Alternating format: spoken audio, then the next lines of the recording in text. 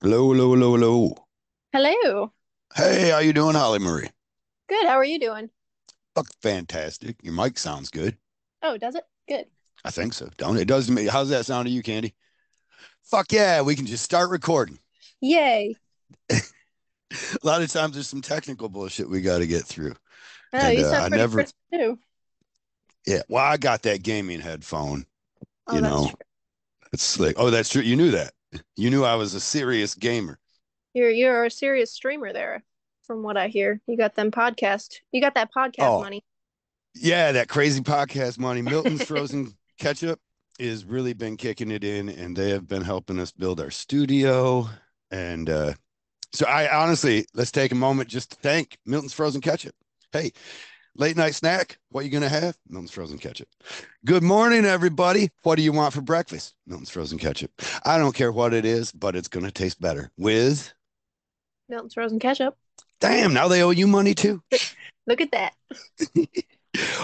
Hollie Marie, welcome to Straight to the Point and completely off topic with your extremely animated this morning host, Kyle Dunbar. It's wonderful to be here. Very happy. Awesome. You are, besides other things, you are giving me relevance. But let's talk about who you are. You were on season 12 of Ink Master. Were you on before that? No, 12 is my first season, and then I was just on season 14, the most recent one. Yes. How's that doing for you? Is everybody loving, hating you? Loving me from what I understand. I mean, I'm sure that I have my haters out there, but I don't really hear too much from them, which I'm very thankful for. Maybe I'm just not looking in the right avenues, but I prefer to keep it that way. So Do you have enough haters then? You know, you need some of that Jake Paul propulsion sometimes, you know? yeah, maybe.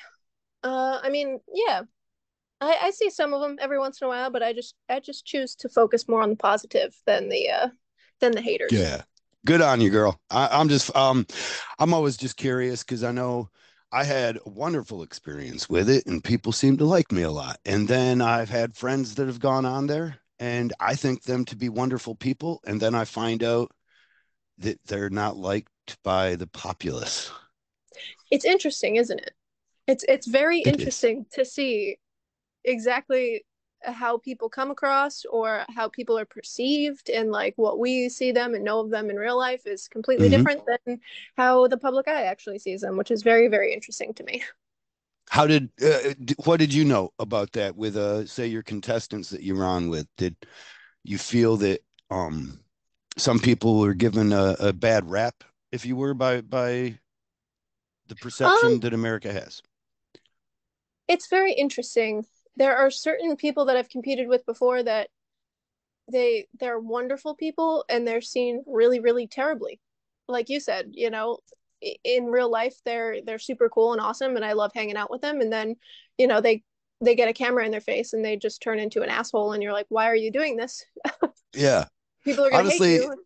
Yeah. I'm glad I want that's because I feel like I see that, especially on I haven't watched too much of season 12. But I got to watch almost all of season 14 now. And I feel like I see that in your presentation there, almost at sometimes for and straighten me out if I'm completely wrong. As sometimes though it feels like you take on the mantle of trying to drive the action, though it doesn't seem as though that's really what you want. You know, you come in and you're kind of brash and you're like, yeah, I'm gonna fucking kick some ass, take some names, chew some bubble gum, whatever it were. Yeah. Then it seems like you kind of recognize that everybody else is already doing this kind of manipulation and this change of character when the camera comes on, and you turn to the Hollie Marie that I've known, never on the show really. I've only known you from touring at these conventions, Yep. and uh, and then I see the person. I feel like I more recognize you there, and as everybody else is amping their egos up, you seem to drive yours down for a minute, Yeah, and it's true. It's true for sure. I definitely like to take a back seat with that sort of drama thing, but you got to make a big entrance, of course. So, that's kind of the clip that they like to play of me is that one entrance okay. where I kind of come out guns blazing, but at the same time, like it being my second season, like I kind of knew going into it what to expect, and Mm. what gets the party started, so to speak, and like how to come across. Like I don't really care too much anymore. Hmm. Because I already have like an established sort of following from the first season of like, this is kind of what how it goes, and this is how we do things, and this is what gets played basically. And my goal for being there was to do good tattoos and to learn, because I learn every season that I go on, and that's the only reason that if I asked again tomorrow to go on another season, I would do it again, because I will learn so much more about art and tattooing, and that's why I do these things. But also, You are a like, young tattoo artist. Am I wrong? You've only yeah, been tattooing 6, 7 years or something like that. Am I wrong? 10 years actually this year. Oh, awesome. Yeah, Congrats. I Well, started very young. nowadays, that's like an old hand then. So don't I get me know, wrong. I know. Who is it? It's I like the started season 14 winner. Was she 2 years or something, or was that season 12? season 12, Laura, I think she'd been tattooing for like 7 years. I think she was about the same as me at that Okay. point. And then Danny, who was the runner up, she had only been tattooing about 2 years, and she was fucking Okay. amazing. So Yes. And it seems to be happening more and more yeah, that absolutely. people are able to go straight out of college into a successful career and make me wish that, I took up being a lawyer or something. Yeah, it's definitely discouraging to see like the amount of talent in these like younger generations that are like more classically trained. But I think it's Hmm. just artistically, if you have a good eye and a good like sense for art, like art is always going to win. So if you're Yeah. good at art, you'll be good at in any medium. So if you're a good painter, like sometimes obviously it doesn't translate. There are amazing artists that are terrible tattooers and vice versa.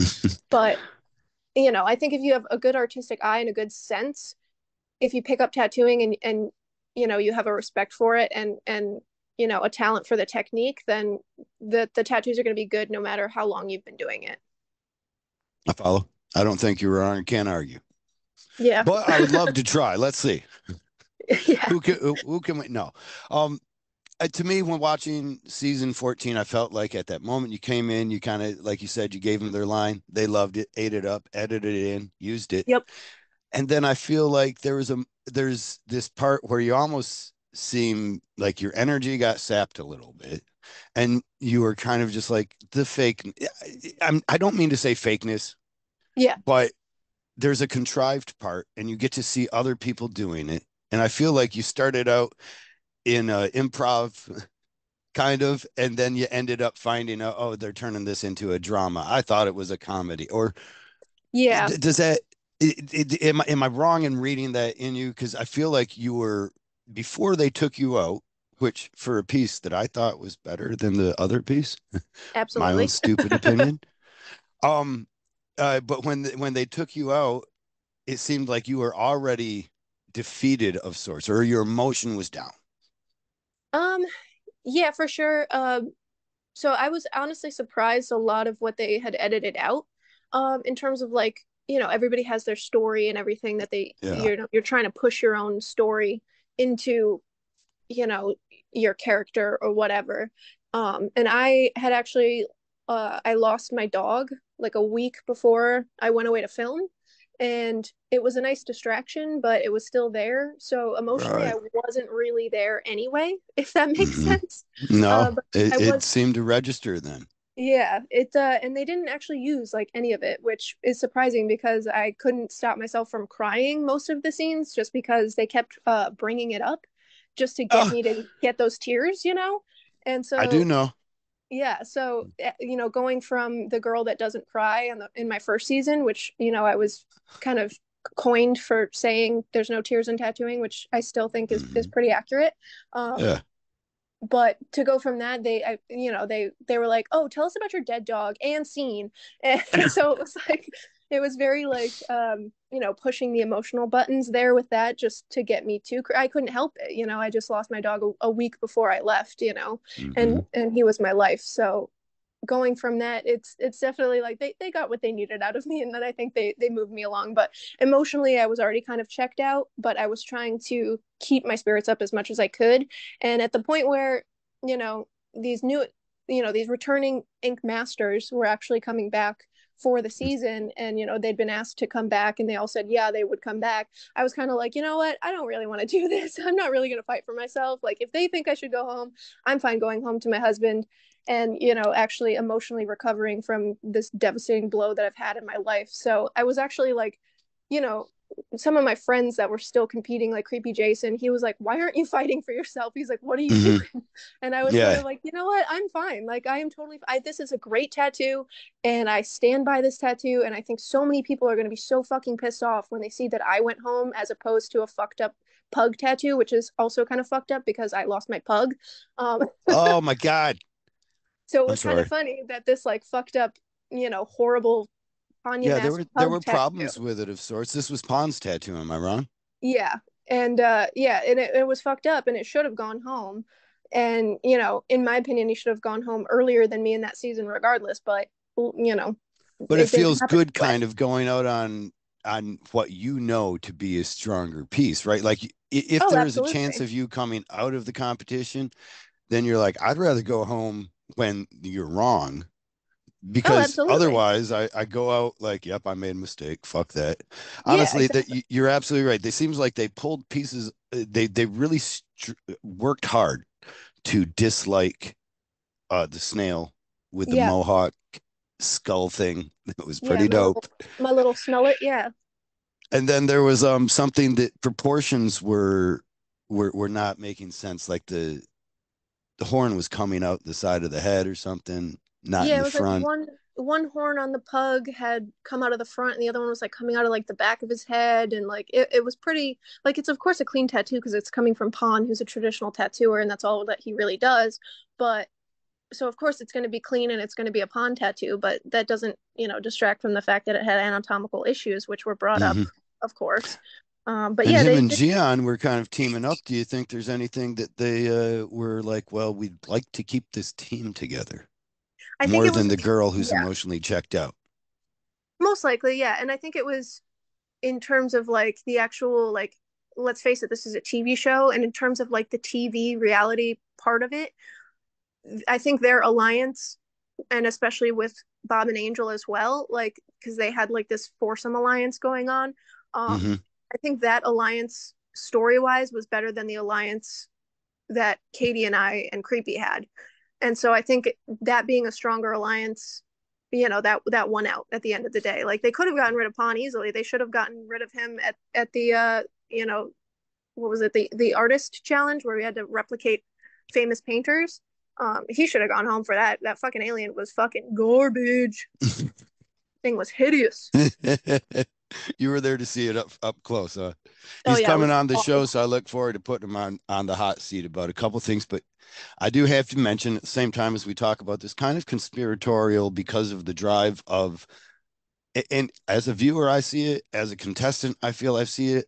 But I Mm-hmm. talk with Andrea sometimes, not very often. She don't return too many texts. But Yeah, I also get a chance to talk with, the judges, and I know that they feel that they are being. It's not easy. First off, I want to of course. preface Yeah, they're being filmed as they make decisions that determine people's, livelihood, their exactly. trajectory in the career.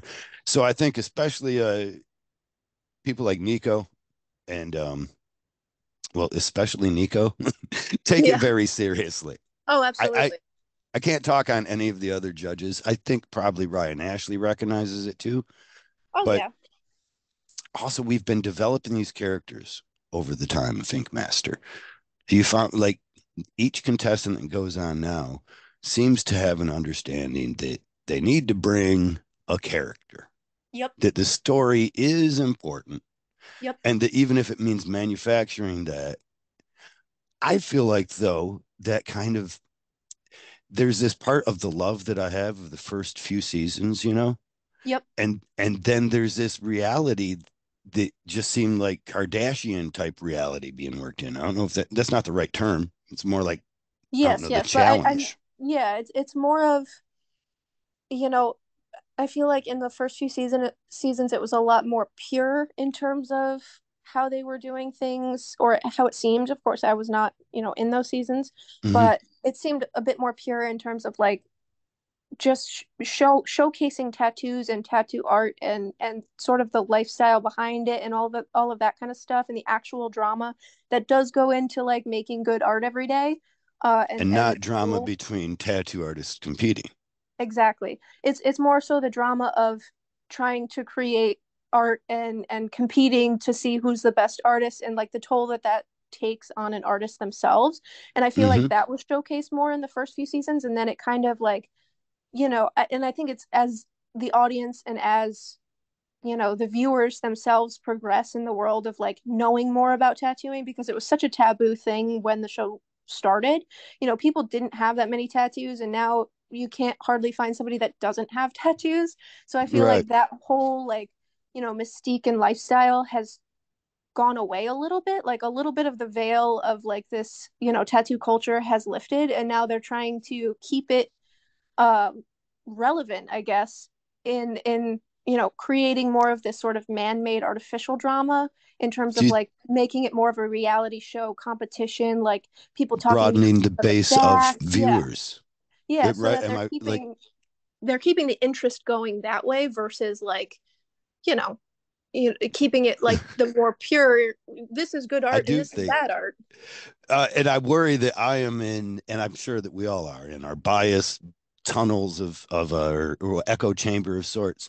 But of course, in the tattoo conventions that I travel to, the people that I talk with, the artists, and especially the clients and diehard viewers, the majority of them that I talk to all say the same. Like they don't care for the drama so much. They Yep. miss having actual time with the tattoo to look at it, Yep. you know, Yeah, instead of listening to the judges critique it.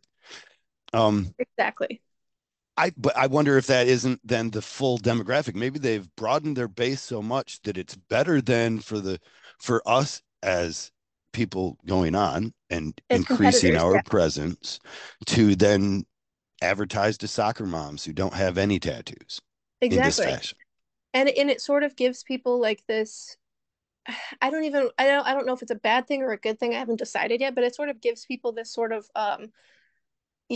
scale to work off of. People that don't have tattoos or know anything about tattooing can kind of say Hmm. like, oh well, They I can know that the educate lines are, themselves. yeah, I know that the lines are supposed to be clean and the color is supposed to be solid because I watch Ink Master. So Hmm. I know that this is supposed to happen, or they know that pinups are notorious for getting fucked up, and they know that these sort of like nuances. They still don't understand fully, of course. How could they? But it sort of gives them, I feel like, a little bit more knowledge, and maybe that makes them feel more comfortable when they're choosing their own tattoo artist if they decide to get tattooed.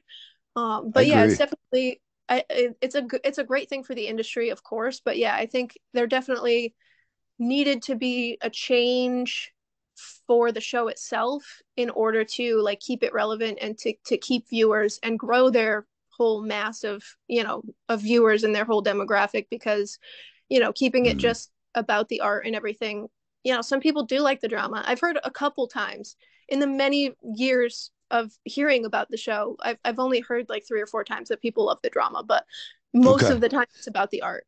But That's been my experience too. I feel like I can remember that it was only once for the most part. And other yeah, people may not even mention it to me though. But one girl said, and it really pissed me off. She says, I just love it when those artists show their tattoos and they are just so proud. And then those judges just destroy them. And I was like, you fucking cunt. right? It's terrible. It's honestly terrible to think about. And like other industries and other jobs don't have that sort of like spotlight put on them in that way, even in like competition shows and stuff. Hmm. Like think about like the Food Network. Like there's all those like Hell's Kitchen and fucking shows like that where it's like, you're putting these like chefs to the test, and it's easy to judge tattoos because it's visual. But like food shows, like, yeah, they may You be can't under, taste that. you Yeah. can't taste food. Like you might love it, but just because these chef judges are saying that it's bad, you're like, oh, this person sucks. But like for Yeah, you tattoo, don't come away with a definitive because at the same that time, there's one person that's like, I love the broth. And then the other person is like, the broth doesn't have enough spice. exactly. Where tattoos, it's very easy for people to be like, that's good or that's bad because they can all see it themselves. That's the All right. purpose of visual art in general, is that you're making you're seeing it for yourself and making your own deductions from that. Well, when we get to the one that sent you home, the pug that we get judged on, I feel as though the judges are probably judging in some large amount, or at least I know Nico too. I just don't think they put chains on that kid because he burns with such a bright integrity and honor. Does that make any like you feel that too? Yes. Am I wrong? Oh yeah, Okay.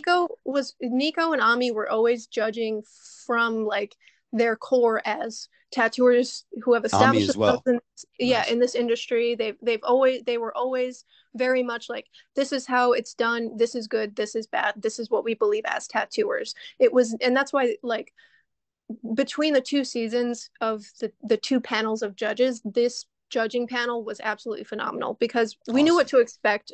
Unfortunately, with Oliver and Nunez, what Hmm. they liked, how Right. they were sort of going to put there things, there are they really many figured. misperceptions on art and art Yes. theory itself that they would keep on reiterating until motherfuckers were thinking it was fact because two Yep. traditionally trained artists said black makes things go back when they completely misunderstand that black brings things forward.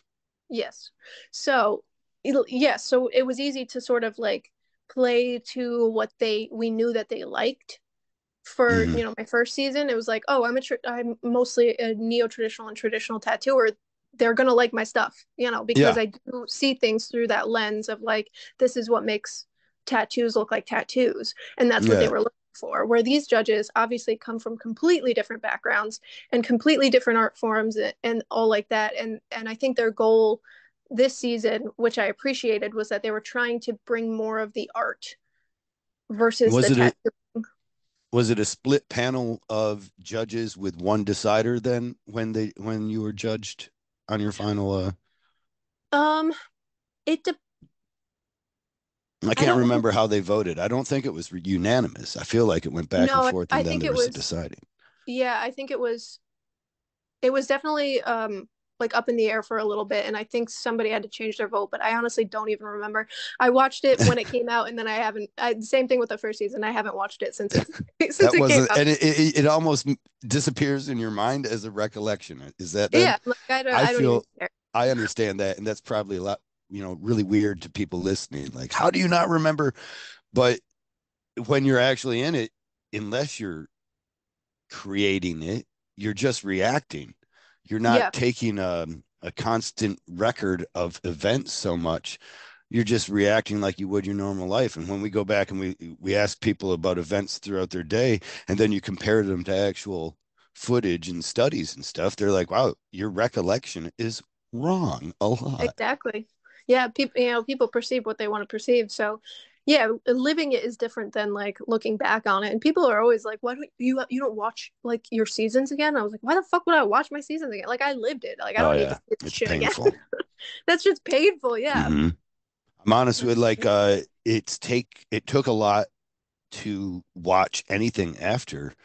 I had watched some of my season, but mostly through like premiere parties and things like this. But Yep. then it it watching anything further, especially having friends on that you would really want to fight for. You're seeing beautiful pieces, you're just jaw dropping. You're like, that's gorgeous. And Mm-hmm. then to listen to the same contrived arguments. I think one of the hardest, like I watched, and I'm probably going to say his name wrong. I think it's Chris Valeles, but I always call him Chris Vale. Um, Oh, I think a I do have. Mexican Latino kid that did this beautiful black and gray work. And I saw him do this beautiful piece in black and gray. And they tried to have a criticism for him and they ended up having it. And I was looking at it and their criticism just didn't, it was not even right. They were like, it looks too wrinkly on the lion's skin or something like that. And it was like, well, lion's skin's wrinkly. Like, I Yeah. don't know. Yeah. Like, why does it? But it didn't fit, and it was one of those times that you feel like somebody is going home because the narratives aren't right, the character isn't right. They need Exactly. someone else to Yep. stay. Yep. And it was the same thing on my first season when I got eliminated the first time. We like the as we were standing up there getting judged, myself Mm. and Laura were actually like talking to each other, between between filming and everything about what movie we were going to watch that night because it was so obvious that I wasn't going home. Like it was so completely obvious that Cam was going to go home and I was going to stay. And like we were so sure of it. Like everybody in the room was basically so sure of it that we were making movie plans. Like, oh, on our next day off, we should watch this. And Right. we were like making plans, and then all of a sudden it was like, just kidding, Holly's going home. And I was like, oh, all right, I get what? Okay, Big sure. reaction, Holly. What? What do you got? Yeah. I was like, what? I mean, I was like, you're not gonna get tears out of me. I get to go home to my husband, but like, that seemed wrong. Like, Yeah. what? Really? I guess I didn't cause enough drama, and he did. And he went home the next episode, but Do he you, made a lot more drama. to me, for that to work, you would need to have, as a producer, this is just going in straight conspiracy, things that we're not supposed to do, I suppose. But damn it, Yeah. everybody feels it, right? Yep. There is a conspiracy guaranteed for everyone, either working for or against you, and sometimes both. And there's groups of people that are vested somewhat in your outcomes that are trying to write stories and trying to force situations Yep. for reaction. And that is like the definition of a conspiracy, right? Yeah. Even though the conspiracy is just to make compelling footage, still Absolutely. you can suffer from that. Um, so these it feels to me for this to happen, you would have to have one judge's soft ear, like a judge with an understanding of the importance of making, and maybe two or three of them, of making interesting shows. Hmm. And then you might give them context that they weren't aware of, or you would just tell them your desires. Because at one set, if I'm standing back with all the judges, right, and we're Yep. looking over the artwork, then we can say, and not with this season. I actually can't say this. You guys were so fucking talented. It That's was a what I tough can say. season, that's for fucking sure. You guys were fucking talented. Like the I when the Ink Masters return to Yep. challenge you guys, it wasn't like, oh my God, they're in danger. It was like, man, these old Ink Masters, they might have a hard time keeping up. Exactly. Yep. For sure. Like 100%. And because so I wanted to say that sometimes you could sit down and you would look at, if you were a judge and you were a producer, say, oh, look at these 8 people right here out of the 16. They are not going to win. Yep. We know. Yep. We know. So at any period that they go home, for whatever purpose, we're fine. If any of them are interesting, though, dragging them on to other episodes could be a benefit. Absolutely. Now, then there's these other people that we can most likely say will never make it. And after a certain progression of tattoos, we will have a determination on them. And when we make that determination, again, they can go home at any time as the story fits our desires. And Exactly. still, you could still walk away as a judge with an idea of integrity because you're not changing the end outcome. Meanwhile, you Exactly. might be fucking Yeah. with people like You're in My Life, Chris Yeah. Shockley, who Yep. went home first, I think it was, and Yep. didn't deserve. I don't know that there was a worse piece that day than his though. That's the hard part. Is It that was it was tough. but that guy's It so was good. Yeah, he's a fantastic illustrator and he's a fantastic person. And it sucked. And he had some troubles with some of the reality scenes that they were sort of shooting Mm-hmm. that kind of like crushed him a little bit in his heart because he has such integrity as an artist and he just wants to do good work. And Mm-hmm. he, I don't think, was sort of cut out for the whole like backstabbing high school sort of drama bullshit that Which is comes what with he the kind of show. put himself on the chopping block right away. And I think maybe Exactly. we should develop almost Scream type of rules for horror movies as translated to Ink Master. Yeah. Like number one, never put yourself down there. No. Yeah. Yeah. Everyone Because was like, they what are love, you doing? yeah, they love the storyline. He tried, he failed.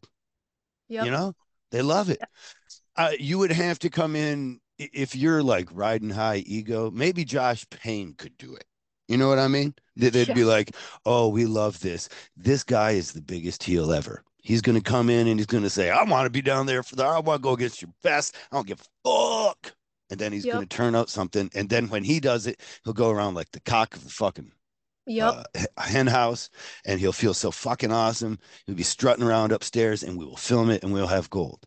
But Yep. other people doing that, like Chris Shockley, a quiet person, you're like, oh yeah, we're gonna enjoy watching you make You're gonna this crash and mistake. burn. Yeah. Mm-hmm. So number Yeah. one, I don't know. That's if you're writing the story for yourself, an Ink Master contestant, you want to make some kind of scream rules, like never put yourself down there.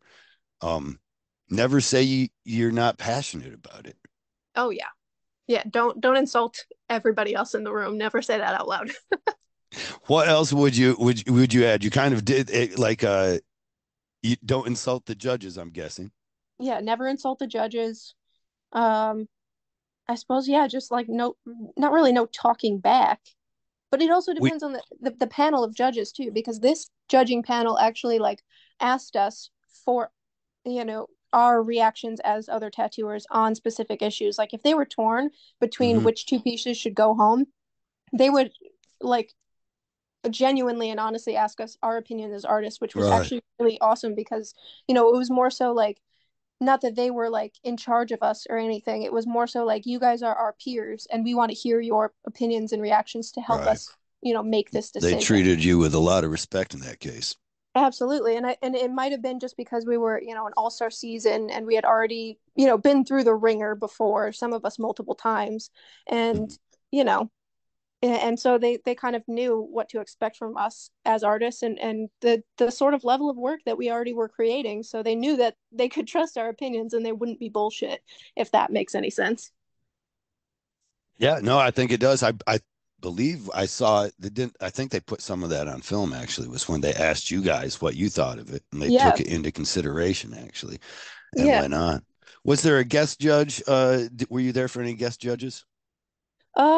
I was not, but I think what was her name? Ruby Rose or something was a guest judge at one point for one of the episodes.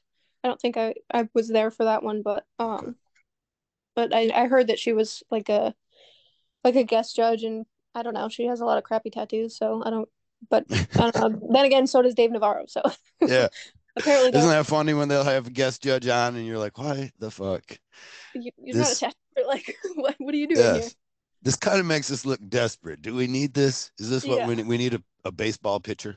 exactly. Like it was different when they had like Rose Hardy and like the Mm-hmm. actual tattooers that are phenomenal tattooers on there. But we Chewy have Quintanara and Nico Hurtado himself. exactly when they had actual like well-known amazing tattooers as guest judges, it made sense. But to have like celebrities that have shit tattoos come on and talk shit about actual good tattoos is Who interesting. is Ruby Rose? Was she Um, the trans was there a transgender girl on there or something like that? Or was I there a I think I don't even, she might just be like non-binary. I don't really know. okay.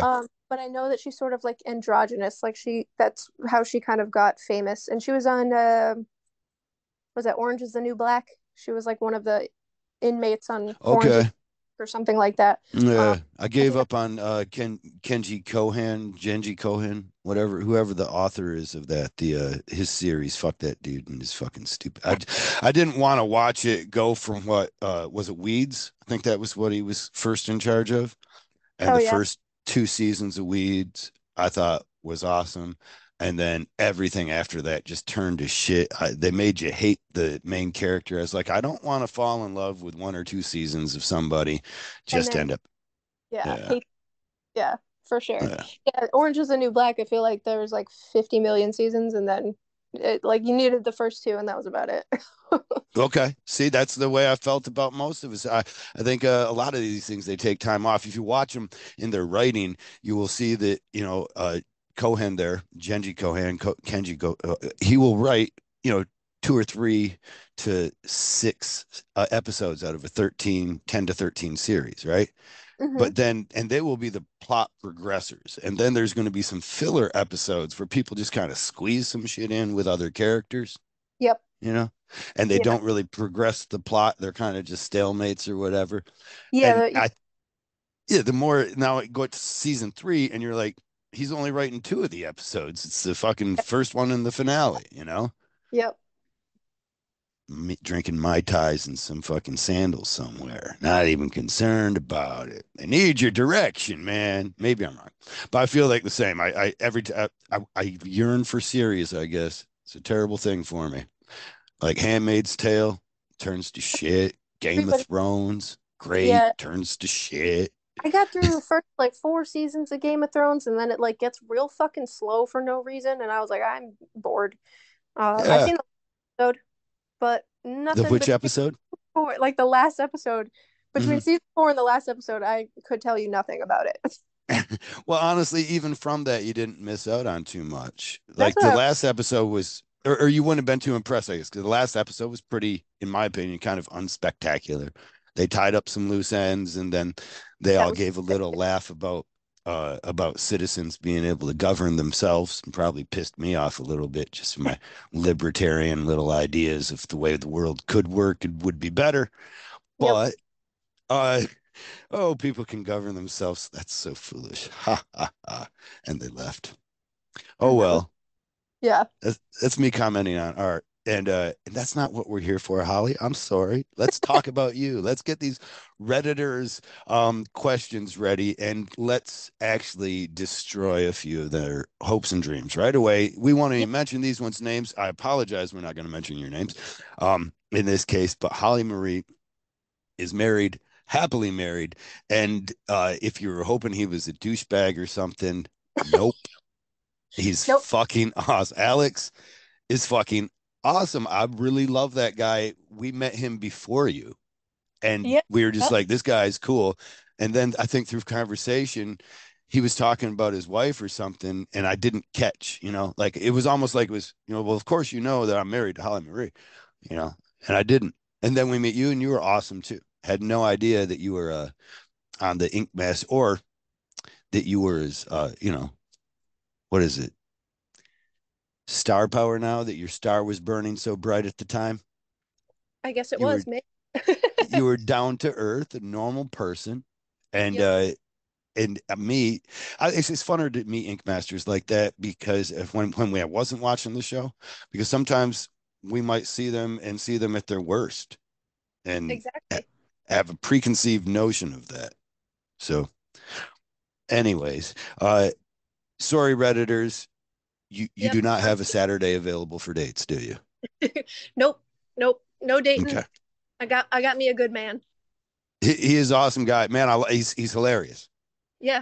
If He's you want got to a say, good he could heart. say hi if you want him to. As what's that? He could say hi if you want him to. He's sitting right here. He's right here. Oh Yeah. shit! Now you got me gushing. Here he I sound is. like I got a man crush on your dude. Oh, What's babe, what are up, you talking Alex? to? What's that? How you Kyle doing, brother? Dunbar. How are you, How you brother? doing? I'm fantastic. I'm here working on my model train set. Are you serious? Yeah, 100%. I got a couple of Q9 locomotives. I've got a full two scale CSX line of Lower South Carolina. Uh-huh. Yeah, You're it's not really even kidding me a bit. I it can hear your wife uh, laughing in the background. yeah, I hope she's like takes up a lot of my Holly time. looks like she jumped out of like a Blondie's video. Hell yeah. Yeah, Holly You're happy looks about that? like Okay, that's not a bad description of you.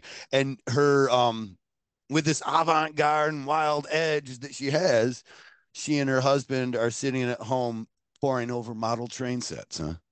yeah. Well, Applying decals. yeah, that's because I have more refined tastes. I think Holly's got Mm-hmm. some sort of reality show or something that she's a couple of seasons into.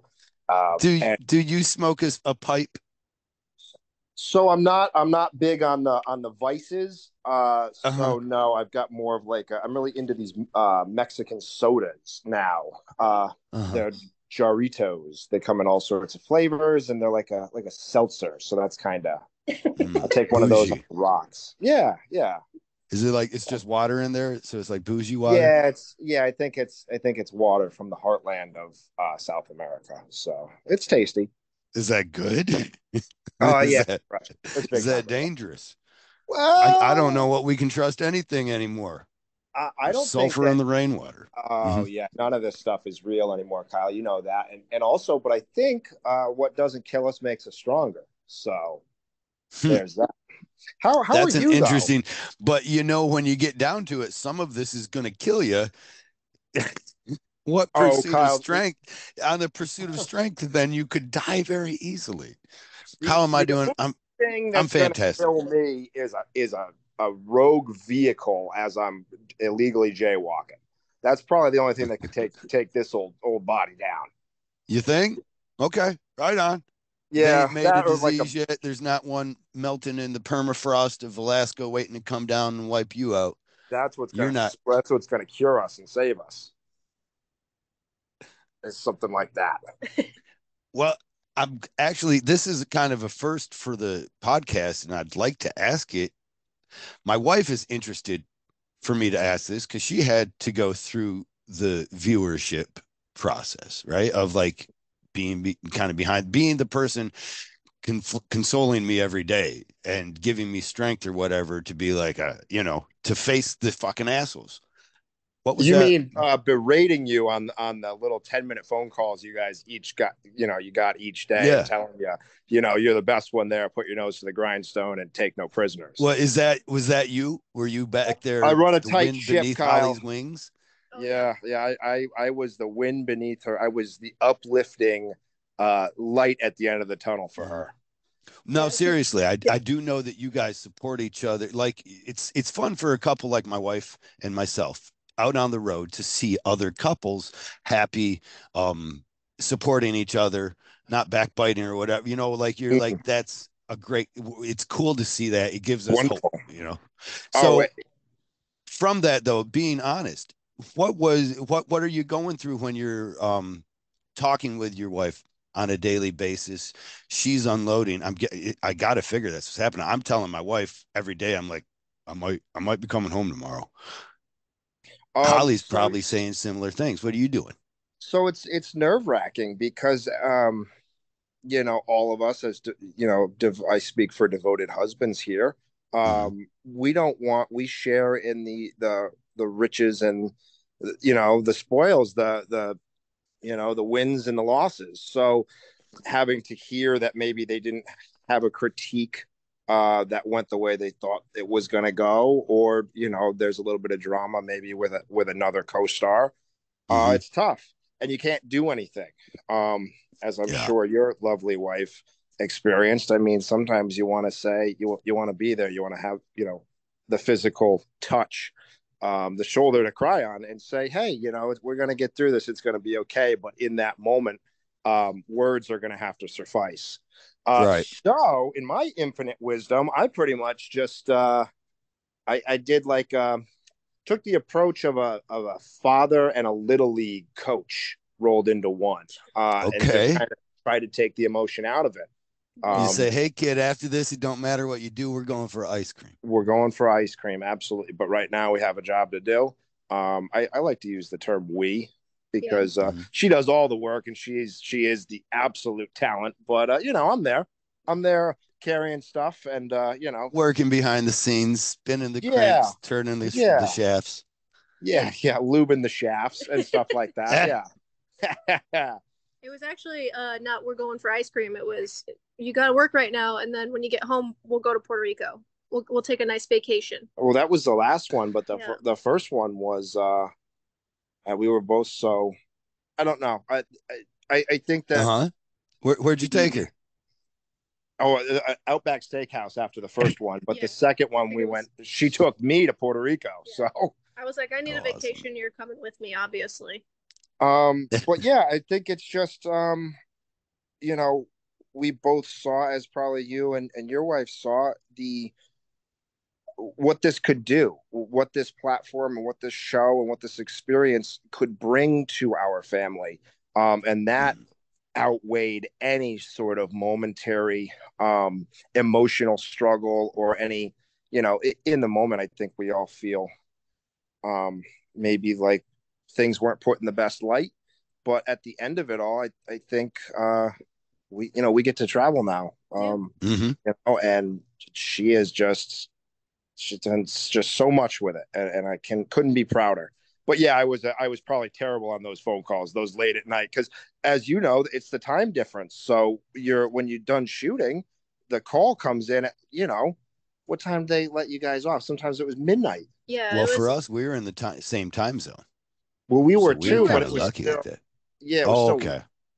Yeah, it was so late. And then this previous season was actually not filmed in New Jersey where it normally was. It was actually filmed in Vancouver. So we had a 3 hour time difference on top of, getting out at, 11 or sometimes 1 in the morning for filming because their filming schedule there was absolutely ridiculous. So Well, that sometimes, one probably helped you guys a little bit though, right? Because isn't that 3 hours that gives your old man a couple of minutes to stay up, right? Like now it's not at 12 o'clock. Now it's at well, it 11 actually, it it was was or at, 4 in the morning. yeah, it would be, I would oh. get, yeah, Yeah, it, opposite. You're yeah. opposite. Let Yeah. me explain to you how time zones work because I too didn't quite understand them. I would get out at like Uh, 1 in the morning and it would be like 4 in the morning here. And I would just like shoot him a text that, everything was okay or whatever. Like, I don't want to wake you up. And then he would call me anyway. I would wake him up. Well, that also, makes sense why all my West Coast friends are like, "Can you quit bugging me all the time?" Yeah.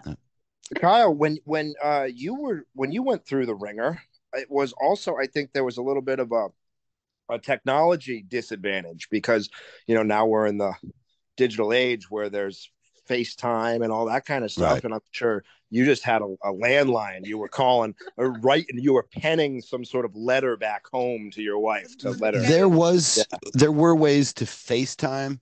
I didn't Oh, know there. that I trust Oh, a him. Skype Yeah. I think it maybe. was Skype. And Yeah, and I think Joey, him and his wife they were sending videos or something of whatever. Telegraph or something like that. Yeah, there was one moment when I'm gonna say it. Fuck it. I don't think he'd mind. Yeah, Joey, who has a beautiful wife who is like a fitness model, like literally, like she jumps on stage in a bikini and is like, "Look how fit I am, and I'm gonna win, and y'all bitches ain't as fit as me." So Mm. like Yep. that's like a thing that she does. And Joey, at one point, he was super stoked in the morning. There was just like no change in his mood. He was just happy as fuck. And we're like, one of I think it was Litwalk or possibly Craig was like, "What's going on?" And he says, "I may or may not have gotten a video from my wife last night." But yeah, no FaceTime or like nobody using the hot tub. I feel like Halo figured something out with all his technical genius, because at one point I believe he was taking a really nice long candlelit bath. Um, Oh, and yeah. yeah, In the who the creepy fuck hot tub. in the creepy hot tub? Yeah, you remember the house in Ironbound then, Oh, yeah. which Yep. had awesome facilities, but especially by the time you got in it, you really got to trust the cleaning staff. Yeah. It was Oh, wet. yeah. It was well worn. Yeah. We actually didn't use that hot tub the entire time because we were so disturbed by the amount of contestants that had no doubt used it Previously, seasons previous. you didn't say, "Hey, I want to relax a little bit. I'm Nope. gonna need some scrubbing bubbles." Nope. I would have used that hot tub. Yeah, Creepy had talked about it. Uh, Well, and it's no, in his name. yeah, I You was would like, have yeah, thought that he would no have been one's, excited about it, like not wash it. yeah, he was very excited to use it. Continually asked everybody if they wanted to hot tub with him, and nobody would. And so I don't think he actually did the entire time, but he did talk about it. Right on. He just wanted to double up in there, huh? It's like, Oh let's yeah, get all cozy. yeah. Let's take a nice long soak. Yeah, that does. It sounds very creepy. Now, Jason's one of these. He is a character. Like he was one of the people who went on knowing that he was going to be providing them with a character, acting as a Absolutely. character, and Yeah. being. So when filming stops, what were the differences in the roles that you experienced there? Was there any is that Dr. Jekyll, Mr. Hyde kind of stuff? Creepy is honestly pretty genuine in terms of like the way he comes across on camera is 100% the way he comes across in person. He just is himself. Um, so even, It the was more first the season, dress for him yeah, then. yeah, for sure. He definitely in real life dresses a little bit more punk rock with like studded vests and shit like that. And Hmm. but in person he's like exactly the same as he comes across on the show in both seasons. And I think the only difference between our first season together versus our second was he had his sort of like alliance in the first season with Cam and Laura, and obviously him and Laura made it to the finale. But he sort Mhm. of had like his little like double life thing, alliance secretiveness going on there. But then in the second season together, it was he was much more like, yeah, I don't really care about that stuff. Like I'm just here to be here kind of thing. But So were you able to trust him then? He had this secret alliance prior. I did feel like I could trust him just because we kind of bonded a little bit more than we did in the first season together for sure. We definitely hung out a lot more on this season and became closer as competitors and sort of as friends than we had in the first season. So I did feel like I could trust him, and especially I was always like arm's length, of course, with everybody, but um, I think that's just kind of the nature of how the show is filmed now, where you can't really trust anything anybody says because undoubtedly somebody's in alliance with somebody else and they're going to talk shit about you. So kind of try and Right. keep it as as socially distanced as possible, especially. I feel like I was there prior to say alliances. I don't know if in the first season or the second season there were really any alliances that I ever seen showcased. And the third season, we felt the producers working towards making us have these alliances. Oh yeah. And actually, there was conversation, mostly led by Jimmy Litwalk, of honor, integrity as artists. And I don't know that it was wrong. But then there was season 4. There was an absence of, say, Litwalk's presence and or that kind of a theory. And I go back and I Yep. watch, and there's an alliance between Yep. two of my friends, and they end up going to the finale. And then it seemed after that, alliances became, A regular. It was a yeah, norm. Yeah. It became so much of a norm that like obviously like in my first season there was that secret alliance, and then so much so that in this most recent season I think it was pretty much episode 1, after like learning about us all learning who each other was and what seasons we were on and competing for a little bit. yeah, One of the first actual scenes that we did like for like reality, uh immediately producers came in and said, okay, who's doing alliances, like you want to be in really alliance with this person? Oh yeah, it was completely like, completely fourth wall. oh yeah, Like they, like they, they step behind it and they start mentioning it. Wow. Right in front of yeah, everybody, too. not even in front of everybody. They had kind of Okay. split us off, where it was Well, then they're I trying to had force some alliances then because they have to oh make it for comfortable for people to even say the alliance. oh yeah, for sure. I mean, I think I had done a scene with Katie and Deanna, and Hmm. immediately they came in and like they were like, you guys should be an alliance. Like, who's doing an alliance? And Yeah. are you inviting Angel in because she's a girl too? And it's I was like, I don't want to do Oh, the whole girl man. power thing. I had to do that the first season, and it didn't get me super Which far. was But dumb. That yeah, season, it is hard to watch. No offense. There's great talent on there. I feel bad that it is dumb though. That fucking guys against girls that yeah. it feels so contrived. It doesn't feel like the contestants want to emphasize that part, and No, it we seems didn't like the care about that. editing selected those parts where they might mention anything like that Oh yeah. and then tried to use it so they could frame this stupid narrative that nobody's going along with in reality. I know, and it was kind of funny because in interviews and things that I'd done previously about that first season, Men versus Women, I did some podcasts and stuff like that with people who that was like their first thing. It was a group of female tattooers, and asking us, oh, have you seen so much difference between the way men and women are treated in this industry? And like all the other girls were like, yay, Mm-hmm. rah rah feminism, and I was like, nah dude, like I get a lot of clientele just because I'm a woman. Like I Mm-hmm. don't see a difference. Like I'm using it to my advantage, of course, but Right. like I don't see it as a disadvantage. Like I think I was just, even I started in this industry when I was 17, and I didn't see be I didn't let myself get used in any regards in that way. First rule of tattooing road, I believe, is don't get fucked Yeah, figuratively or literally. exactly. Like if you're willing to, you know, go that route to try and get an apprenticeship as a woman or whatever, like that's on you, baby girl. Like you let yourself get taken advantage of because as a Right. 17 year It old typically won't who go good. yeah, as a 17-year-old walking into a tattoo shop for the first time, from a very sort of conservative, sheltered family, and me Hmm. not allowing myself to get taken advantage of, there's no reason that anyone should allow themselves to get taken advantage of in that way. And I, I'm, I was naive, It of does course. happen. It does I, happen. I don't mean to put shame on anybody, and I'm sure you don't either. Obviously, that this Yeah, happens too. But if you're if you're finding, I believe what we're all saying is that if you find yourself in that situation, then get yourself out of that. So don't be in that exactly. situation. Exactly. Like If you at there, all feel threatened or anything like that, or that something's not going the mhm. way that you're comfortable with, fucking leave. There's nothing stopping you. This is America. You are free. Go somewhere Yeah, where they're going to respect you. And if you don't think that that you can find person a that is place, doing that is not they do going to not have your ever best help you. interests. Yeah. They're Yeah, in never the going to end, be on the side. yeah, so many times I appreciate talking about that because and I'm going to talk about just a little bit more and get off of it, I guess. Of But course.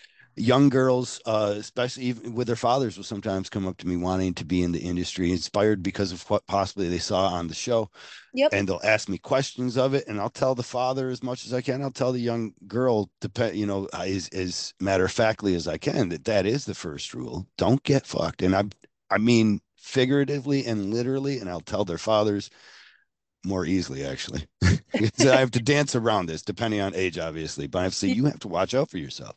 You have to have the strength to say no to a possible mentor because we don't have an approval apprenticeship. And here's what I want you to do as dad. You check this mofo out. You check his Yep. history. You go over his criminal record and you watch him closely. You know, Exactly. Yeah. polish And your gun in front of him, whatever you have to do. yeah. Yep. And that's the thing is like, so there's this whole like, especially on that season in particular, there was this whole narrative of, oh, women have it so hard and there's so few of Hmm. us in the industry, and and there obviously that's changing.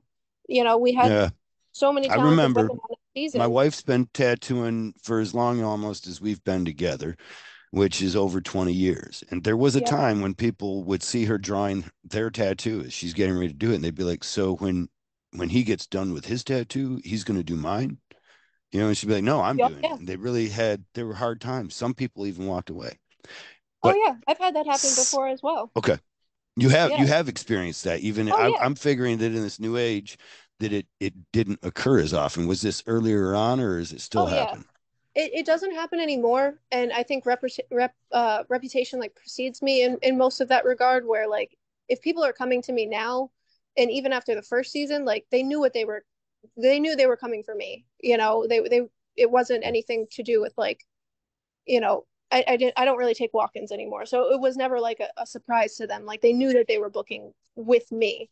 But when I first started, 10 years ago, yeah, there would be times when people would look through portfolios and say, I want the guy that did this, and I'd say, you're looking at him, and they would be like, no, but like, where's the dude that did this? And I would reiterate, as an This 18 year tattoo was old, obviously done with a penis.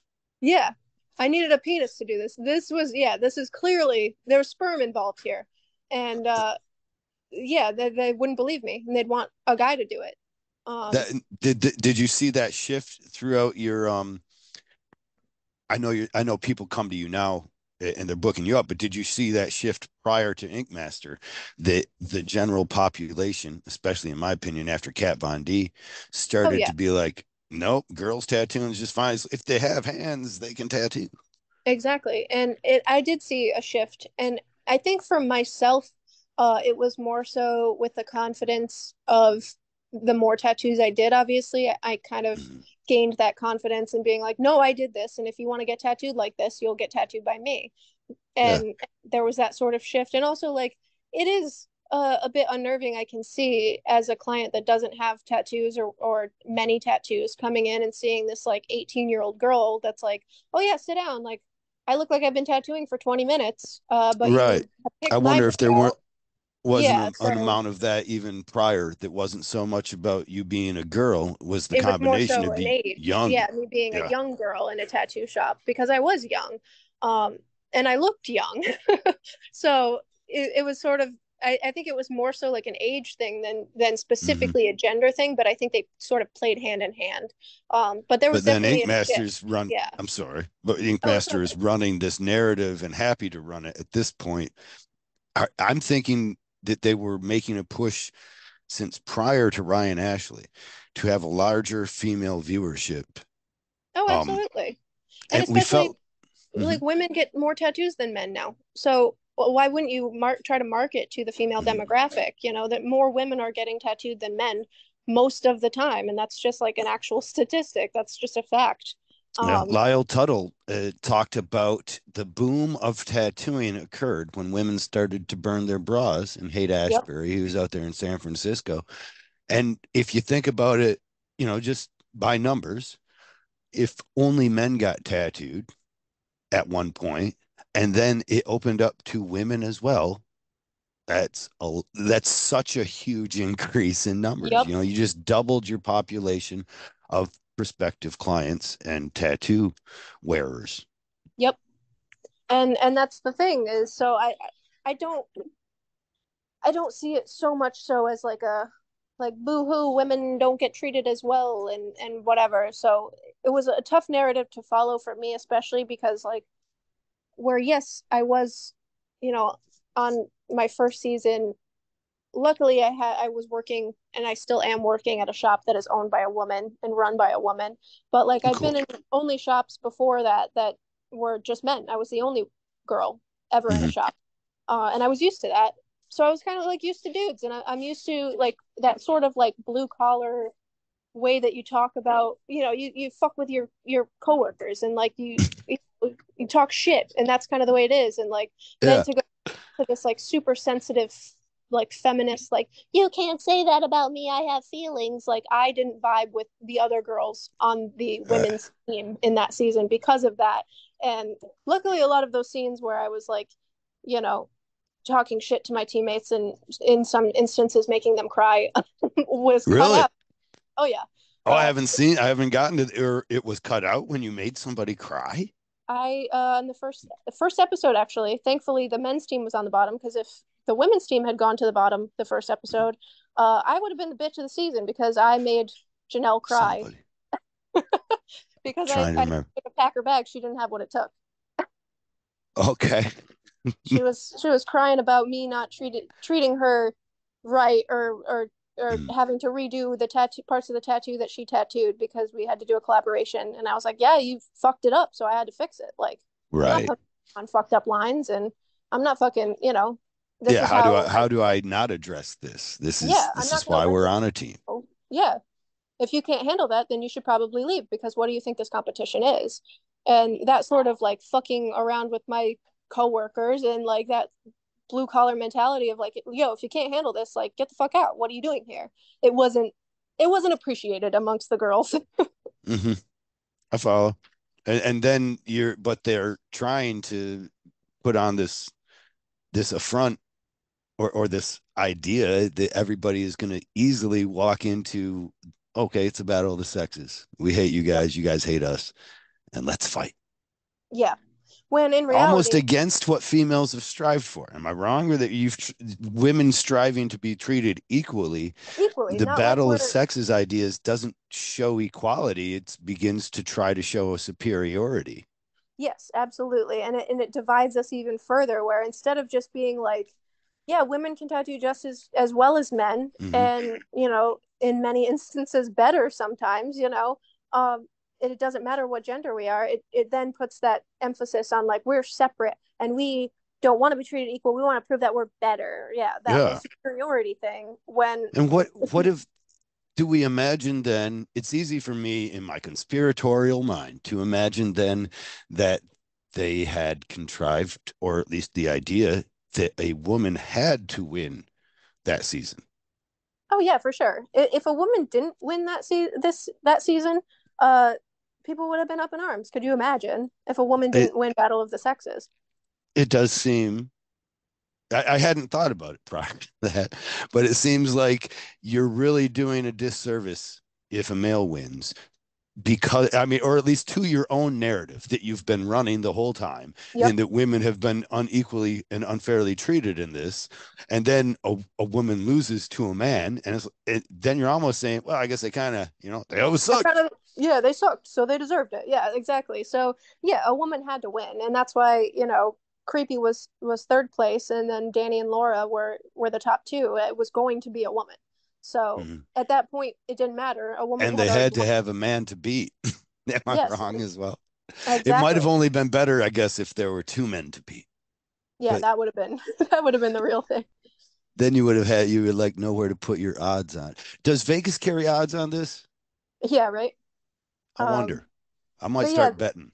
I think the only way to actually like in reality doing some sort of like equality thing would be to actually just get the same amount of men and women on each season versus like having like two or three women and the rest of the contestants be men.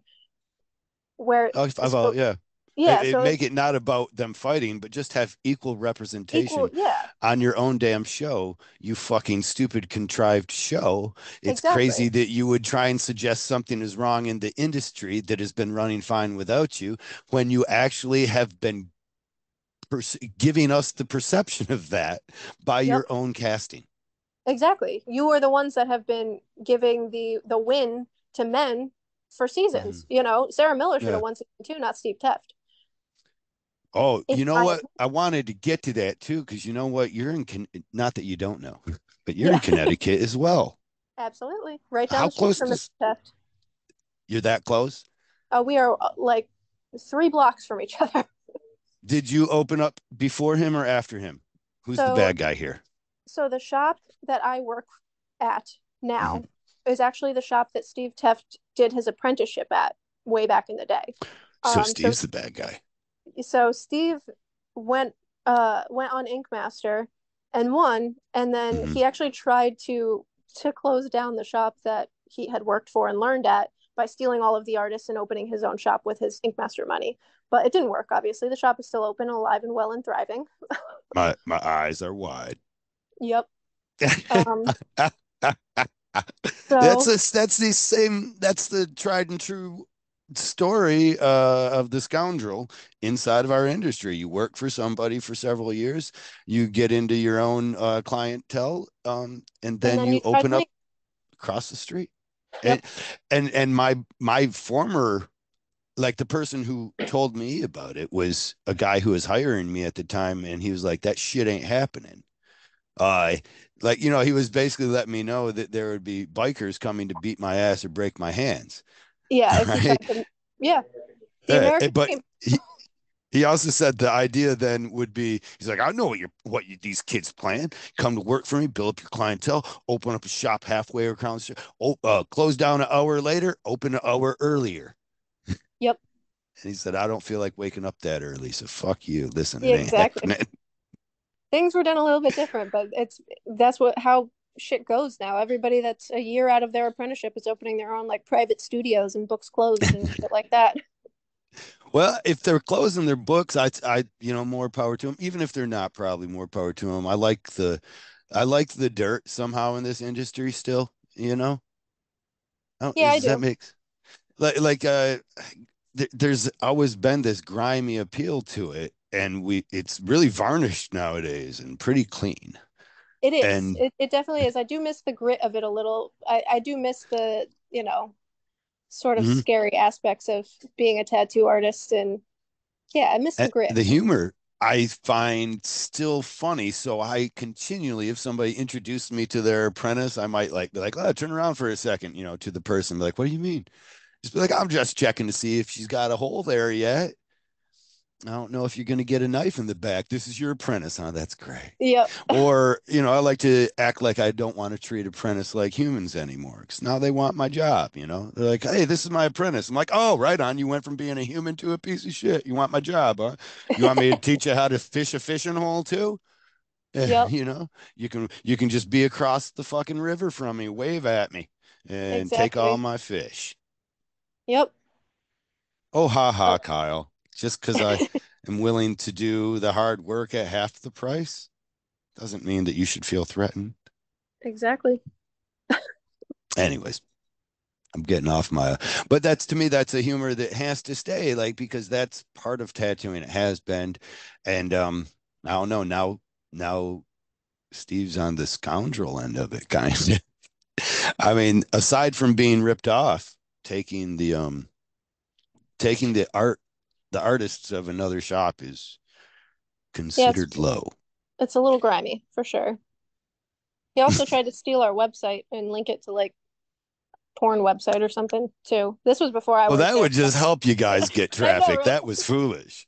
Yeah, I was like, That oh, who did doesn't he at think least that? try to link it to some unpopular porn, like peanut butter porn or something? I have no idea, honestly. This was all just what I was told when I started at this shop. You know? Yeah, there's some of them you couldn't, you would really screw yourself over. If you just linked it to Pornhub, and it's like you might end up. I know musicians that they post their stuff on Pornhub, and they're like, "No, I actually get fucking hits. I'm That's making pretty fucking money." fun, actually. Yeah, yeah. They're like, it's widely searched, but people get bored. Yeah. Just put a bunch of hashtags in there. Can you imagine somebody waiting through the video, just like, I don't know, is the porn coming up? Am I going to see boobs or what? Yeah, a lot of cowboys and fucking wide open spaces, but I don't see any titties. I see no Uh, tits, no ass. moving on then, but let's talk about Steve Teff because he shows up. He's in your neighborhood. You work at his former shop. You guys probably see each other at the Whole Foods or at All the least time. the Walmart. All the time. Yeah. He So here you are, way the fuck 4 hours yeah. time zone difference in Vancouver, Yep. in Canada, whole country away, I thought and I could then escape him. I walks couldn't. through the door. I was like, really? Really? You weren't excited? You were like, oh, good, a friendly face. Not, I don't know. He's a local, so I have, I'm nice to him when I see him, and Mhm. I'm amicable, of course. Um, He's a longtime friend. He's going to listen. I'm going to make him listen to the podcast. I'm going to see him in Massachusetts. So say something that would really bother him now.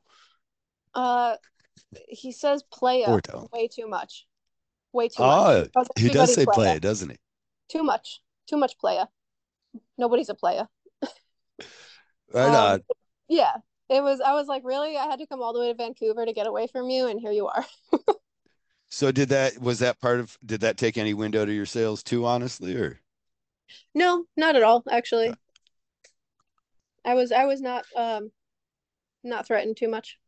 originally it was the idea that international stars were going to be coming over and challenging the superstars that you guys are. Is that That's what I heard for was the reason that we were initially supposed to be in Canada, and then I don't know what happened, and then all of a sudden it was, these masters are coming back. But I it had is weird that originally they picked Canada for that. I feel like Canada's the harder place to get into for many. Like I yeah, can't get into it unless I prove to them that I'm a citizen. They're like, nope, you gotta, yeah, assault and on a especially police officer or something. yeah, and especially since you can't go in with a DUI, so that eliminates fucking 90% of tattooers, let's be honest. And also and also it was filmed during COVID, like pretty much, Right. at the tail end of COVID, but it was still for Canada, it was super strict. It was Right. And masks they were on very mad about so people much. coming from Michigan over boating, across the Great Lakes and Yep. going over there unmasked through their stores. It was a big thing for them because Oh yeah. they looked down on, I mean, as a Canadian, I know they kind of look down on us and laugh. They're like, oh, look at you fools with your warm weather. Exactly. Exactly. And we weren't allowed to pretty much do anything because of COVID. Everything was, Mhm. we had to wear masks to go to the bathroom, and masks here, and everything there. And it didn't make any sense because, we had to wear masks when we were backstage with each other, even though we didn't have to wear masks when we were on camera with each other. So it didn't really make any sense. But What? How did Steve take this? I love this already because I know Steve is not a big fan of masks at um, all. I don't really think I ever saw him wear a mask, if we're being honest. I don't know how he Okay. got away with it. He always He, probably he said just said, he was "Hey, wearing listen here, it. player. I'm not wearing it. Okay." Yeah. I think he probably got away with it just by always having a drink in his hand so they could say he was drinking something and didn't need to wear a mask. That is something Steve would say. He'd be like, "Yeah, yeah, yeah. I'm just about to put it back on. I'm just taking a drink." And then Yeah, he would take a exactly. drink in front of you, and they would do it so slow that you would turn your eyes away, and then he'd act like, "Oh yeah, I just forgot. Oh, but I'm gonna put it on because I'm gonna take a drink." Right after I take this drink, he would take another drink. Now you're gonna Exactly. get him drunk. Oh yeah. Is that And I mean, yeah, that's pretty accurate. malicious compliance? Yeah, Now I you don't think got I me ever took drunk. that How do one. you fucking like that? You gonna film today? So somebody catches COVID though. Oh yeah. It was Did so you funny. catch it yourself or not? Oh, it was hilarious because I had gotten eliminated and then I was, I did my interviews and all of that shit like the next 2 days or whatever. And then Mm. like the third day, I'm getting on an airplane to come back home to Connecticut and I'm watching the group chat blow up from the airport, like from the inside the airport, like who the fuck got Mm. COVID? Like you're fucking this up.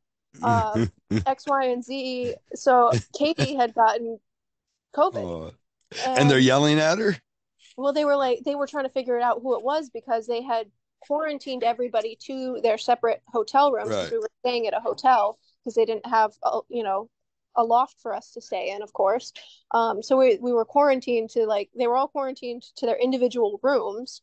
Because Uh, apparently a couple staff members or something had tested positive because we would get tested every 2 days. Um, mm. and then they tested them like 2 or 3 times in the same day, I guess, to just like triple check who had Right. COVID. And somebody had, but was the anger then coming towards the contestants, or you mean it was coming, production was like, whoa, you guys fucked up? They were talking production to other people I in the think they were group text. so they had like suspended filming obviously to figure out who had it and who didn't and all of that stuff. Mhm. And then they figured it out that Katie had gotten COVID. And so I think a day or two later, they had started filming again to finish the episode that they had started filming, and do like the critiques and everything. So I think it was must have been the episode right after I got eliminated. Katie was not in the critique because they said she wasn't feeling well, but she actually had COVID. And then Right. like a day later, they were supposed to write her out because it was made very clear to us by Andrea and by all of the producers that if somebody did get COVID, they were very serious about like keep your mask on and like do this COVID Right. shit. You're gonna go Because home. if somebody gets COVID, we cannot stop production for one person. You will go home. If more than one person gets it, we will decide after that. But we cannot slow down production for one person. If you get it, you're going home. But We'll they write you did. off. But they did because then Creepy got COVID as well. Okay, so it was two people, and they're like, all So right, then it we all was two suck. people. Yeah. So then it was two people. He And I guess kind of Creepy, saved Katie's ass then he by did. Yeah. That alliance by was working. his loose compliance with the COVID regulations or Yep. And whatever I guess it may be. it was really funny because I was then, we had a group chat um, all going with the artists. And Katie was like, I don't understand how I got COVID. And Creepy's like, bitch, me neither. And it was like 2 or 3 weeks before I sent the video to them because it had been Katie's birthday. And we had this like, we were sitting in the hotel's conference room where that was sort of like our lounge where we would hang out. It was just a conference room in this hotel. And we had Yeah. decorated it all with balloons and shit and happy birthday, Katie. And we were doing this karaoke party and they had this little karaoke microphone and they were singing WAP by Cardi B. And Okay. Katie was Katie was singing all the other things, and every time it said pussy, she would hit like put the microphone to Creepy and he would say pussy. So she would say wet ass and he'd say pussy. And I was like, I can't imagine why the two of you guys got COVID from this fucking microphone. And she was like, oh Right. my God, delete the video. She was like, delete that evidence. Wait, where was this microphone at? In relation, you guys were at a you guys got out of the house for a minute? No, we were in the conference room at the hotel where we were living. Oh yes, I forget. You guys don't Yeah. have a house there. You're Yeah, we living did in not the have a hotel. house.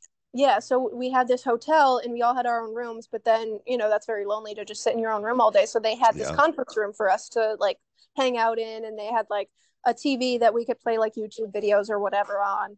And everyone would just kind of hang out in there. That was sort of like the living room area that we were used to from having a loft, and we didn't have one this season. So we would Mhm. all just hang out in there. And so at one point when it was Katie's birthday, we like, set up the whole room to be like Katie themed and balloons and streamers and stuff like that, and had this party for her and cake and everything. And And then completely forgot. yeah, and she was like, I don't understand how I got this. And I sent the video. I was like, I wonder why you guys both got COVID from this dirty ass like microphone from like the drugstore or whatever, this karaoke microphone. Yeah, so I don't know who brought the microphone, like, but it was like their like karaoke party microphone thing. And it was like, it Is just like, Andrea aware that the microphone existed? I'm sure she was, because like she okayed the little like birthday party that we did, of course. Okay. So I have no idea, but I don't even know if it was actually like the PAs that had tested positive, or if it was, I think it was more so on like the camera crews, like the Canadian camera crew side, that a couple cameramen or something had tested Okay. positive, and that's why they were like retesting, and then they found out that Katie tested positive as well. So it was I'm not entirely sure, because like I said, I was like, haha, fuck you guys, like I just missed the COVID shutdown because I'm on a plane going back to Connecticut right now. I think And I almost literally, loving life too. Like you were oh so yeah, that was probably one of the nicest things for you, right? Like you oh left on yeah, a great piece that exactly, maybe that would leave people talking about whether or not you really should have been gone or not. absolutely. And then the COVID hits. Steve's there. Yep, You go Steve's back there for home two to weeks extra. undercut. Yeah, you went home and started a tattoo sale to try and put 7 tattoos out of business, didn't you? You're like, Steve's gone. Oh We're yeah, we're gonna Ocho, go yeah, warm up to all his artists. Hey, how you yeah, guys doing? Is there strife or is he really cool? No, you don't say. yeah. No, I was happy to be going home for sure. And then I still Awesome. had, a few weeks off scheduled from filming. So then I was like, let's go to fucking Puerto Rico. What do you do in Puerto Rico? How do you relax after something like that? We went to a nice resort in San Juan, and we sat on the beach, and I drank alcohol out of a pineapple, and just sun. I actually got sun poisoning, but it was fantastic. Even with the sun poisoning, it was fantastic. I love it. A nice decompression. So you say that you would go on in a heartbeat even now. Yeah, I probably would. Through all of the anxiety and and that kind of stuff, I become a better artist every single time that I go on, and that is like I can't put a price tag on that. And I haven't gone home on a bad tattoo in my opinion yet. So I will continue to go and continue to do good tattoos and get sent home on good tattoos, and I'm positive about that. I like it. Let's, if you will, there's some people who have some questions for you on Reddit. We'll mention their Absolutely. name and then we'll ask their question. You give an answer. I'm pretty sure we already got rid of all the ones that were just asking you to date them or marry. Am I Yeah, right? I'm looking potentially. over it now. I'd be Yep. really interested. This is from Flow 26. Better be a rapper. Is that Cash Flow 26? Maybe he's just stock market, huh? He says, I'd really be interested to hear former artists' opinion about the quality shift since the first, like half of the show. You alluded to it in episode 9. He must be talking about me, I'm guessing. Listening to it right now, I'm not just some freak who can't remember this stuff. LOL. I'm sorry to have all this. I should have probably redacted some of this. That the work that's not on there is insane, and you couldn't compete with these kids. Oh, that's what I say. I couldn't compete with you guys. But there's definitely a noticeable difference from middle of the pack or bottom tattoos now compared to like season 1 through 5. Oh yeah. I think Yeah. that's what we're just saying. You notice the shift then as an artist. Did you feel that in watching the shows? Were you watching prior seasons? So I had the first season I think I watched was season 11, because my friends Jimmy and Kyle, the Mackenzie brothers, were on, and I was also obviously in contact with them to be on season 12, and I was like, I should probably do some research here to see what I'm getting myself into. Um, So you didn't get people coming in talking to you during your tattoos and being like, I was watching that Ink Master. You should go on that show. You had to have. not entirely. They had contacted me in the past to do other seasons, and I had said no. And then they had contacted me again, and my husband was like, just fucking do it. Like, you know, at least they'll stop talking to you. They'll stop asking if you just do it. So that's when I decided to do it. But there, I definitely did see, and we had talked about it on this last season as well, given that it was an all-star season. Um, one of our sort of jokes was when we saw that it was only 10 of us initially competing, um, and it was 10 fantastic artists. We were like, there's no freebies this season. Like, Yeah. in all of our previous seasons, there had at least, like you were saying earlier, been, 8 artists that you were like, these people are not going to make it, you Yeah. know. Now all of a And sudden you start missing Janelle, huh? yeah, yeah. You're like, you know who we could use You know who inside we of could this use? room right now? Yep. And yeah, so we were like, wow, there are no freebies this season. Good artists are going home every single time. And it was very apparent that there was such a shift that, like, and the critiques were still so fucking brutal. Like, they were just like hours and hours of critiques that were like picking apart every nuance of every design choice and every style detail, and you know all of these like sort of art rules and things that a lot of tattooers don't even think about when they're designing a Hmm. piece, and here we are, talking about them on national television. And it was very much like, wow, this is pretty fucking serious this time, especially being in front of such good judges. I'm guessing um you came with what you learned even was this a more learning experience than your first time on? oh, 100%. And I was able to sort of do things that I feel like I was very rigid in my first season in the way that I tattooed, and maybe that helped me with the previous judges, but I knew it wasn't going Right. to help me with these judges.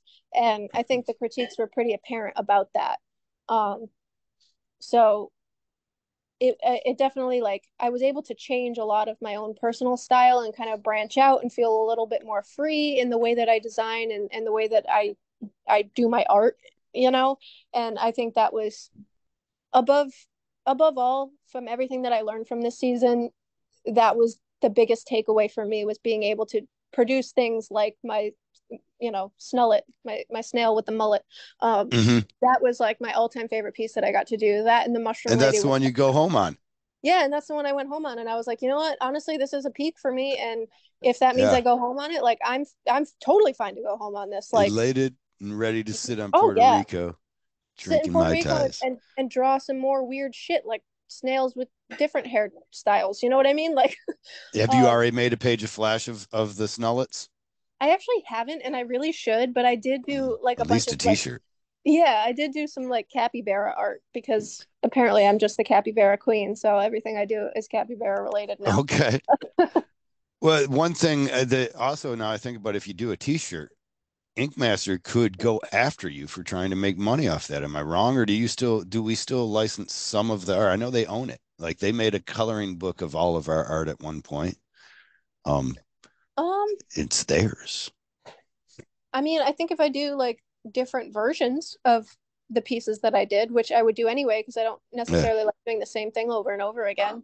I It's like to time to kind of, make an NFT series, is what you're saying. yeah, I guess so. I I have like where you're no idea going with anything this. about that stuff, but sure. No, call up Jesse Smith. We got him coming on again. He's going to answer Yeah. some questions about the Sam Bankman fried. Yeah, it affected a lot, and he's way into it. And I was like borderline fucking with it, and then a lot of crashes were happening. So I was just like, you know what? Yeah, that's somebody else's. But he's coming back on to tell me I'm wrong about it. Well, that's cool. Yeah, I don't know anything about that kind of stuff. Oh, have to compete. I have no idea if that's actually what this name is, but I love reading license plates and trying to figure out what people are saying when it's a sentence.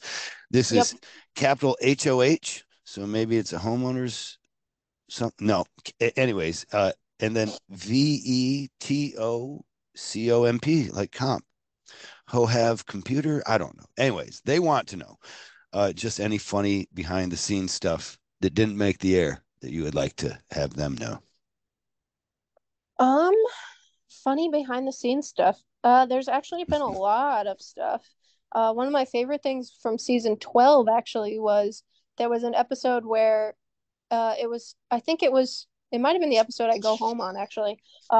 There was some sort of like triathlon thingy that we were doing Hmm. where if every you had to do a tattoo, and if that wasn't good you had to like do another tattoo sort of situation.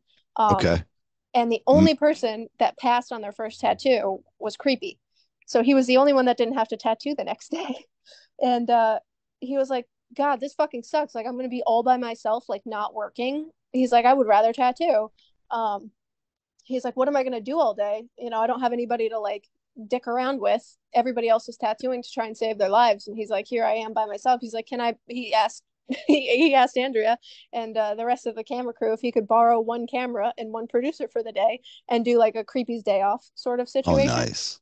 And I guess they filmed it, and I've seen clips of it, and it's fucking hilarious. He does like the risky business thing, and like he loses his mind and is like talking to himself in the mirror, like putting lipstick on. And it never aired. They never did anything with it, and it makes me They so all sad. got that B-roll and they ain't fucking releasing it. Yeah, and I'm like, just let us at least let the competitors have it. At least let Creepy have it, because he'd be posting that shit all the time because it's fucking hilarious. Well, But yeah, he'll that's have to compete. That was a great fucking question then, because now we can yeah, get Redditors working their asses off. I'm sorry if I got your name wrong again, but now we can get Redditors working their ass off to get some of that behind the scenes because, yeah. we can maybe mobilize people. It exists, people. They own it. Trust me. They They didn't have a throw lot. that celluloid away. They have it. They have all its raw even before it was edited. They could make 7 different shows out of one season still to this day. So they definitely have that. Look for it, ask for it, make it available. Absolutely. Motor 9 says, Holly Marie, you rocked your outfits in season 14. Your latex outfits affecting your tattooing in some way? But I don't know what he means by that because besides making them fucking kick ass, Yeah, no, not at all. I okay. honestly like the outfits that I wore on the season were outfits that I wear to conventions, and you can attest to that, Kyle. You've seen Oh me yeah, at you're conventions. always tattooing them. Yeah, and I tattoo on them totally fine. I They just look prefer. painful. I'll give you that. They look like what is it? Hellraiser, Except Yeah, well, it's sans the morbidity, I guess. You're not all pierced up and everything. yeah. Um, I'm not full Cenobite, but yeah. I like the look of it. I like the sort of goth shiny. you're I want to partial look. Cenobite. Yeah, I would rather look like a xenomorph than a real human most of the time. So, um, Well, yeah, you exulted in my description of you as being from a Blondie video. You yeah, see, I is love. that there's a very 80s vibe going on right now just in fashion, Oh and yeah, you seem to have tied into the very hard edge kind of cyberpunk part of it. oh yeah.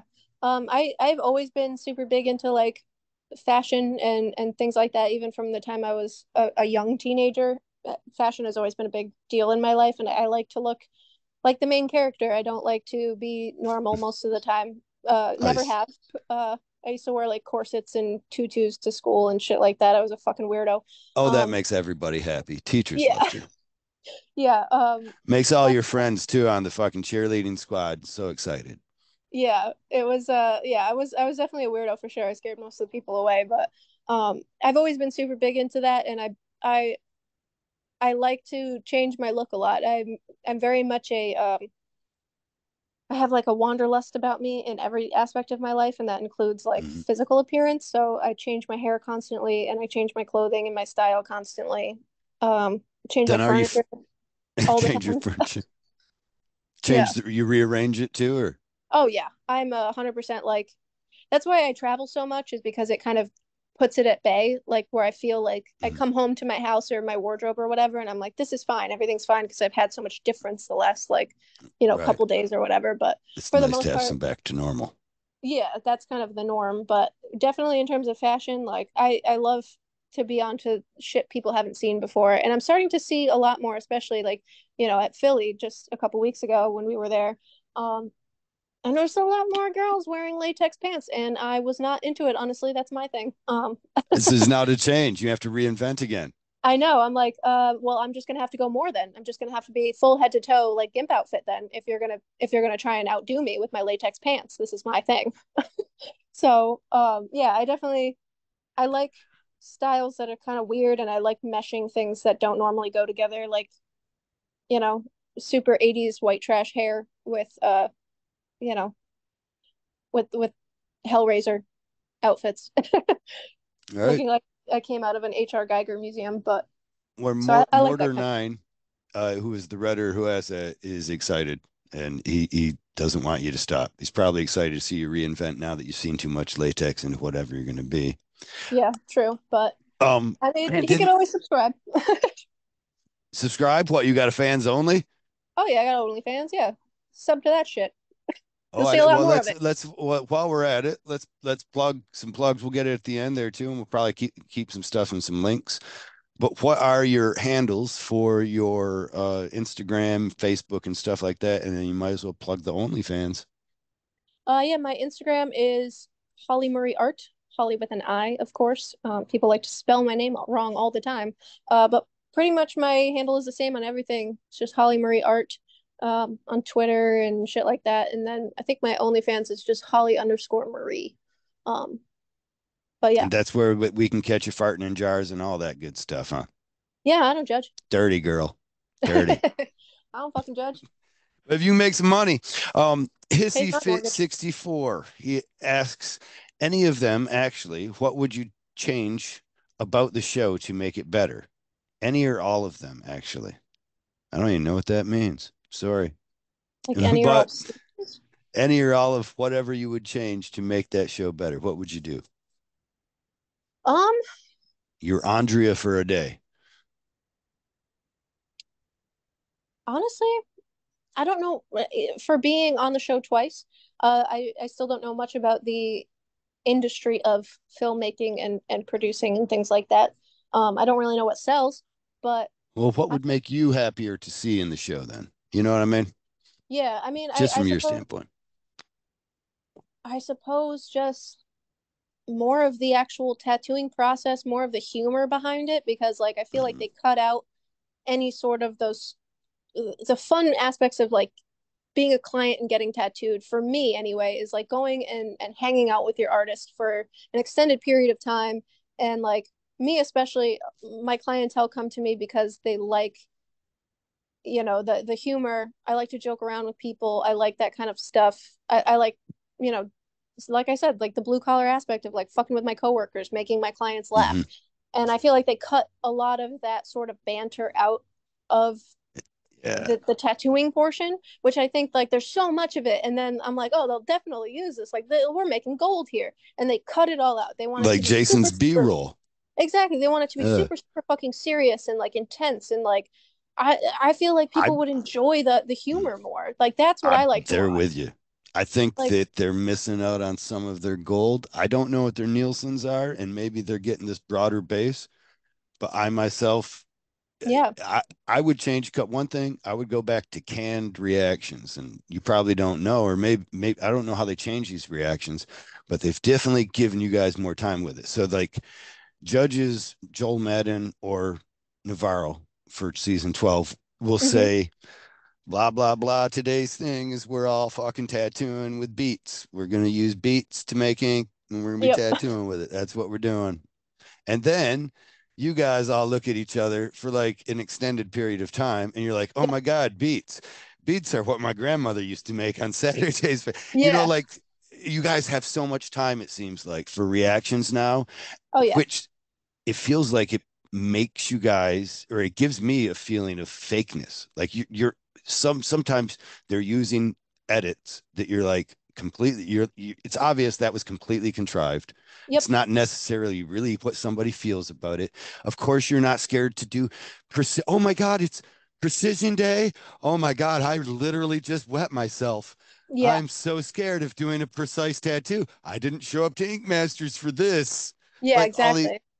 um I would cut those things. They used to do for us, they would do canned reactions. So they would say, okay, everybody, you're sitting down right now on the Here on the comes a bus. bomb. A bomb's coming Yeah, at you. What's your reaction? Yeah, they did that for us too. they did. And then they also gave you that much time to Oh yeah. respond. Was it Like, actually during Dave's cuts then? Was he actually delivering a line and then you guys were reacting in real time to that line? And then he would give you plenty of time to say those lines. And then he would say another line, or did he say his whole shit and they asked you guys to make up this? Okay, Dave just said Did they do any of that? So they would do before Dave came out. Dave barely was on season 12. I'll just put it that way. He was there for his lines and that was it. We never fucking saw him again. He Before he would come out, they would have us do, oh, a bomb went off. This is what's happening. Like, oh, Mm-hmm. somebody just farted in front of you. What's your reaction? They'd catch all of our fucking facial expressions, and then Yeah. they would also, once he got in there, he would say a line, and then he would pause for an extended period, and we had to fucking react, and we had to fucking whisper to each other and all of that, and then he would Okay. say another one, and then so it was like both, I guess. It seems Um, so cheese factor. I would cut yeah, that. yeah, I How don't like it. did that feel making it? Did it feel cheese? Yeah, it felt cringe. I was like, this is fucking dumb. Like, I don't want these reactions. They're like, what's your honest reaction? I was like, my honest reaction is this is fucking stupid. Like, I don't want Yeah, to it's do like this. move along. Let's get to the competition part. Exactly. And that's what I'm like, if you cut all that shit out, then you could have Mhm. more room for the actual fun stuff. Like they would Yeah, the fart jokes. yeah, they want our personalities to come out as like their biggest thing. Oh, we want you to be you and like your personality to come out. No, But they then like I don't. love my personality because my personality is being fucking funny and dicking around with my Yeah, clients. And they then but don't that want you to be you. They want you to be who they've decided that you are. exactly. They want you to accept that that's you. Listen, this is you. Look in the fucking mirror. That's not you. Look at the picture. That's you. Okay. We picked out your wardrobe today like you would wear. You know, we, Exactly.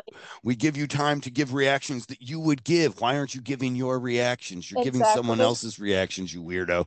Yeah. I will say in terms of like wardrobe this season, like because obviously my first season they were very much like this is what you're wearing, like you have to wear this. Mhm. This previous season, I don't know if it was just because like I wore such different fucking shit than everybody Yeah. else. Like there was no way that I was gonna clash with anybody else because like me and Katie both had like the craziest shit in opposite ways. It was pretty hilarious. Um, but yeah, they were pretty much like, yeah, whatever you want to wear. And I was like, Awesome. sick, cool. Yeah, I like that. That makes life easier. Well, thank you, Hissy Fit, for your question. That was a long one. Lucerna 26 asks, just in general, I'm sorry if it probably feels like we got a million of these. I'm taking too long with them, maybe, but you're giving great answers. It's I've only awesome. got four more. But Lucerna 26 asks, just in general, I'm curious what the artist's favorite Flash challenges are and why. Also, if they've stayed close with anyone from the show. My favorite Flash challenge is none of them. They all fucking suck. They're stupid. I don't. They have nothing Perfect to answer. do with tattooing. They're fucking dumb. But if I did have to say a favorite, I really like the post-it note challenge from this season, just because we had a lot of fucking fun and we made a lot of dick jokes about the other team's eel thing that they made. It looked like a big stretched penis, but yeah, none of the Flash challenges. They're all fucking stupid. And I then love the answer. in terms of staying in touch, yeah, we all stay in touch pretty much. Me and You Creepy just are pretty saw close. Jason this weekend in Philly. Yep, me and Creepy are pretty close. I've done charity events with him at his shop. I've guested there. I'm planning another trip down there this year as well to guest spot at his shop. Um, Awesome.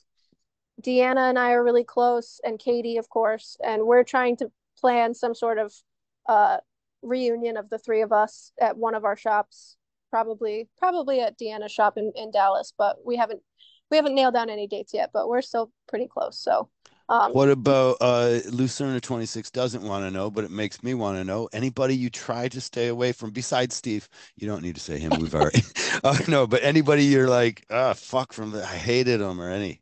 We haven't gotten that from you yet at all. So I imagine there's none, but yeah, I mean, dish. I'm pretty cool Mhm. with it. I don't. They had tried after season 12 to do like a.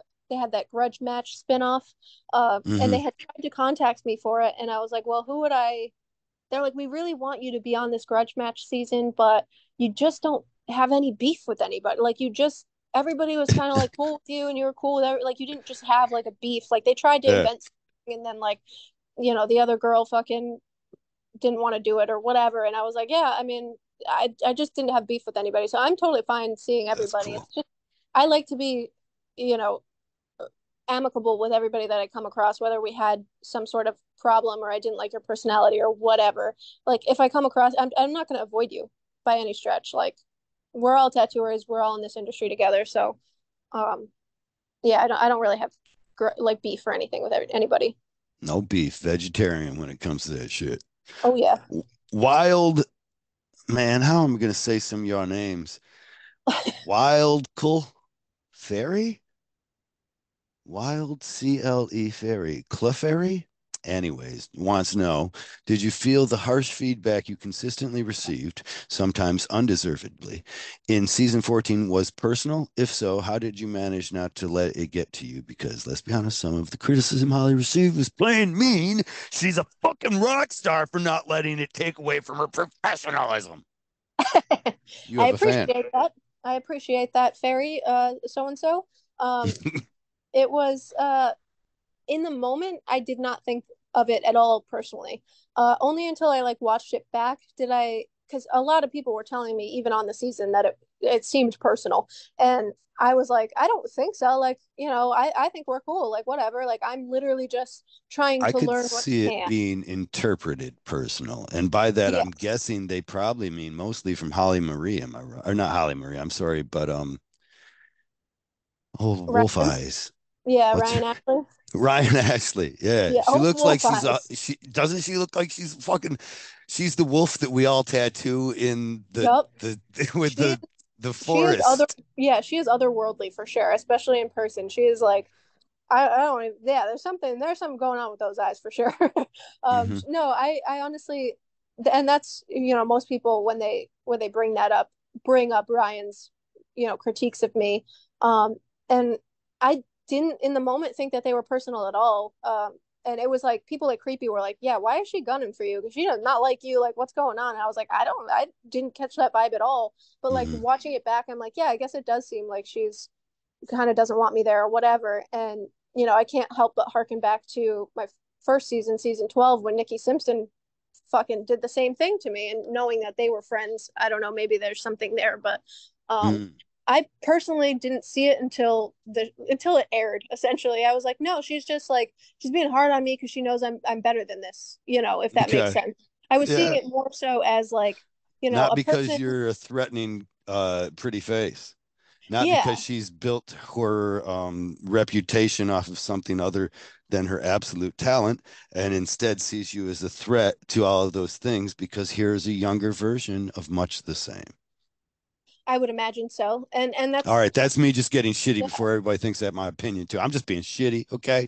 That's what we could imagine if we was watching a lot of reality television, but we know Yep, that's not the case. Anyways. exactly. And I didn't like I said, I didn't feel that it was personal in the moment. I more so was like, this is a person, a peer in the tattooing Hmm. world and in the art world whose art I look up to, and that sort of thing. And these are her opinions, and the things that she's saying are to make me better as an artist, All right. and push me past the point that I think I can go to, which I think is very important in any sort of critique environment or any sort of uh, you know building yourself as an artist environment. And I think maybe I'm much better at taking critiques than a lot of other people, because I went to an art high school where we got our work critiqued after every project that Awesome. we did. Yeah.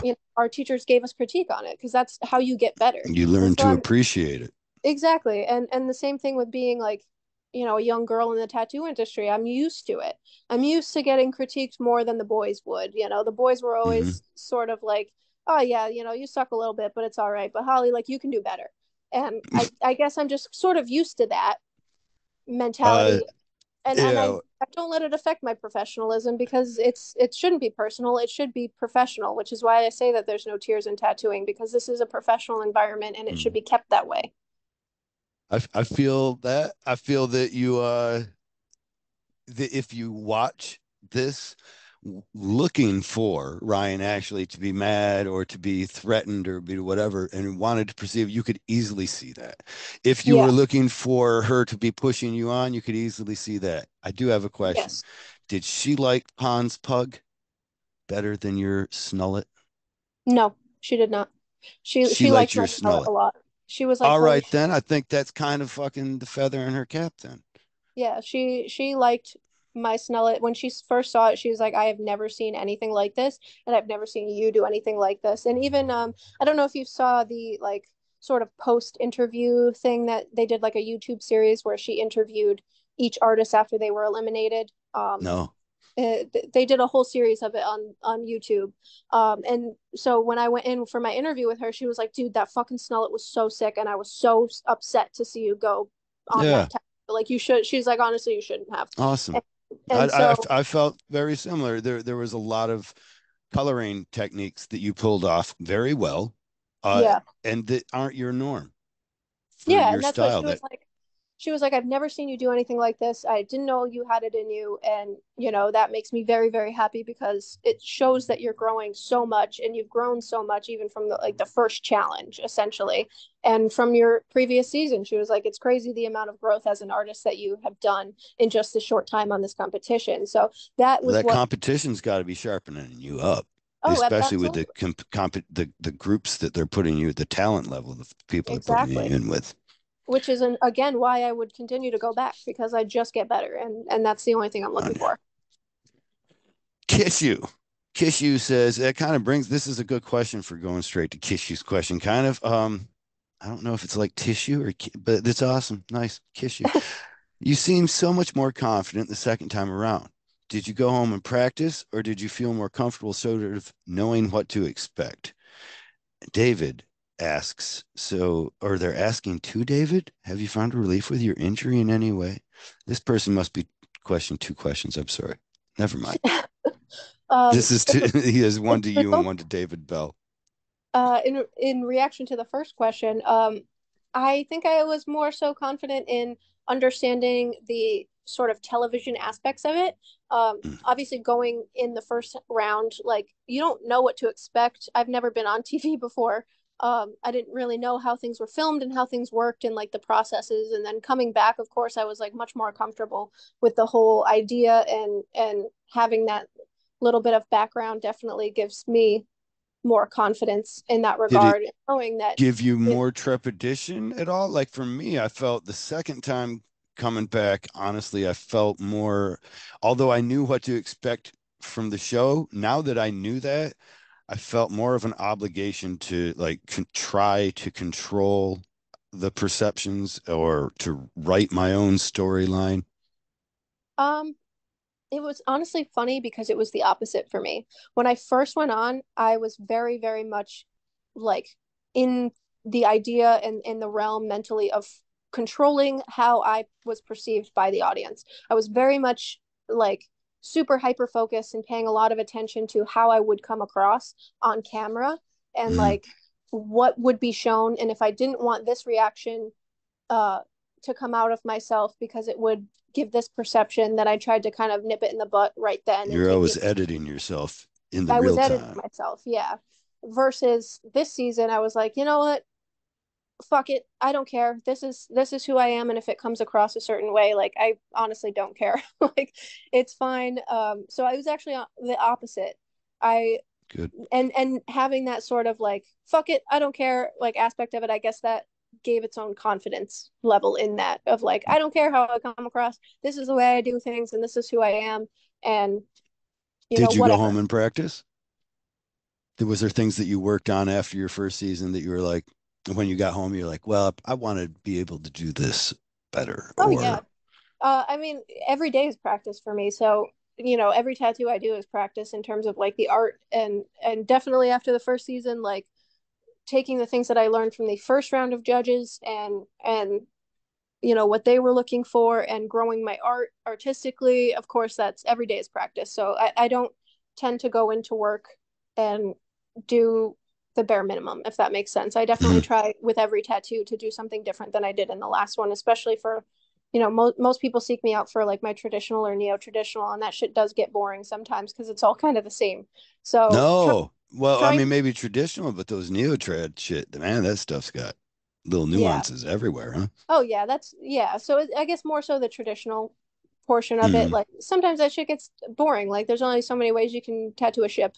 So I try to Hmm. every single tattoo I do put a little bit more in, or do things a little bit different. So it continues to grow, not only with like the style or with the person, but like also with me as an artist. So even if I do something that's super traditional, I like to do it different than the last time. I don't like doing the same tattoo twice.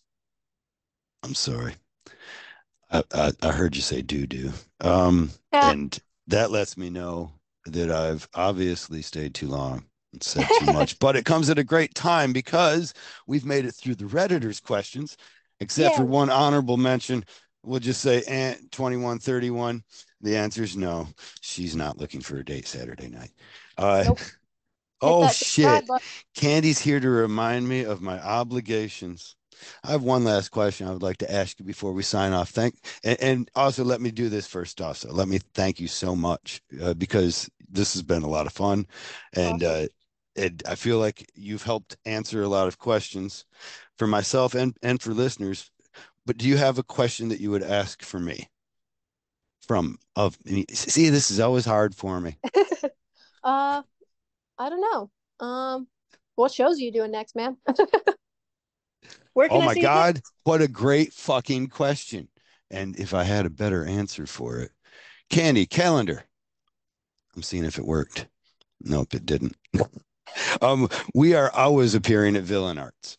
I Oh, don't think we're doing the Alaska show. We neither are will I. doing Pittsburgh and DC though with Greg Piper, which is not a Villain Arts show, and so we get to see some new and fresh faces sometimes. It's kind of your guys' area, ain't it? It's still A East little bit. Coast. You guys doing it? DC? We're not doing DC this year. I think we're doing something else that weekend. I can't remember what it is. Um, we might be on You're working vacation. with Ghost and Darkness at all? Yeah, we're always every show that I do, so does Ghost in Darkness because Alex obviously works for Ghost in Darkness. So he'll do his booth hopefully next to mine at every show that we do. So if I'm at a show, so is Ghost in Darkness. So I know you're doing the Flower City in November 3rd and 5th then. yes, I am. That's one that Ghost and Darkness puts on. Am I wrong? Or is It it is. someone Yeah, else? yeah, in Rochester, New York. Yeah. Awesome. Do me a favor too. Let's talk about Rob just for a second. Yep. Hey Rob. Now he has to listen. That's Right. one more download. I'm doing this one person at a time, you know? One viewer at a time.